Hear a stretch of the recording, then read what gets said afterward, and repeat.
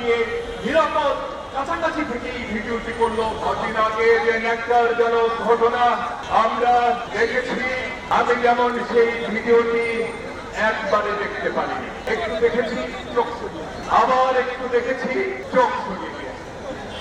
4 থেকে 5 বার এই নৃশংস বর্বর হত্যাকাণ্ড দেখেছি।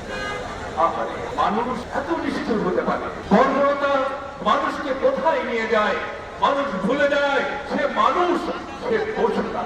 এই নিষ্ঠুর বর্বর হত্যাকাণ্ড যা সারা বাংলাদেশের মানুষ ছি ছি করেছে। আমরা ভেবেছিলাম এই হত্যাকাণ্ডের প্রতিবাদে দল মত নির্বিশেষে সবাই মিলে প্রতিবাদ মুখর হয়ে উঠবে। সন্ত্রাসীরা কোনো দলের না, খুনিরা কোনো দলের না।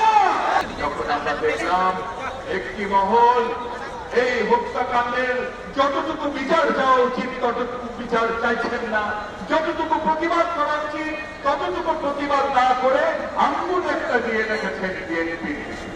আমাদের সন্দেহ হলো, আমরা ঘটনার ভিতরে যাওয়া শুরু করলাম।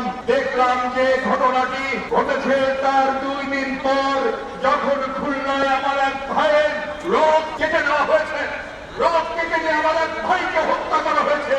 ঠিক সেই সময় ওই ঘটনাকে আড়াল করবার জন্য হঠাৎ করে এই ভিডিওটি সামনে আসে। আমরা আরো ভিতরে গেলাম, এই ঘটনার শিকার আর ঘটনা ঘটালো কারা কারা। আমরা লক্ষ্য করলাম একটি ভিডিও ধারণ করা হয়েছে, সেই ভিডিও যে করেছে সে কেন ঘটনা বন্ধ করার জন্য সামনে না দিয়ে নিরাপদ কাছাকাছি থেকেই ভিডিওটি করলো, অথচ তাকে কেউ আঘাত করল। এবং যতই ভিতরে যাচ্ছি ততই স্পষ্ট হয়ে যাচ্ছে এটি কিছু একটি দুর্ঘটনা নয়, এটিকে বিএনপির বিরুদ্ধে একটি সাজানো গোছানো চক্রান্ত